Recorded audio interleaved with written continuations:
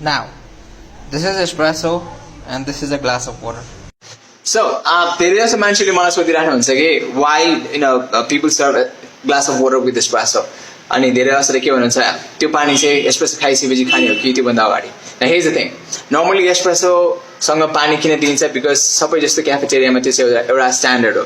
Now you need to drink the water first and then the espresso. कारण किन भन्दाखेरि चाहिँ तपाईको प्रायः जस्तो जिब्रोको अथवा चाहिँ palate clear गर्नलाई चाहिँ there are a lot of things you'll be eating दिनभरिमा अथवा बिहान अथवा दिउँसोतिर लन्च गर्दाखेरि चाहिँ before drinking the coffee. So त्यसले गर्दाखेरि चाहिँ पानीले के गर्छ भन्दाखेरि चाहिँ तपाईको जिब्रो चाहिँ क्लियर गरिदिने कामहरु गर्छ. So you need to drink the water first to figure out what actually the characteristics of the espresso is. So espresso flavors are कस्तो छ, त्यसको flavor notes are कस्तो छ, and what do you think about that espresso? So that helps out as well. So यदि कसैलाई चाहिँ एकदमै चितो भयो, एकदम बिटर भयो भने you can drink later as well. But main reason चाहिँ प्रायः जस्तो तपाईको चाहिँ espresso खानुभन्दा अगाडि चाहिँ पानी खाने कामहरु गरिन्छ and then you can drink the espresso. So that's a quick idea guys. I hope that helps as well. Thanks so much for watching this video. I'll see you next time with the next post. Take care of yourself.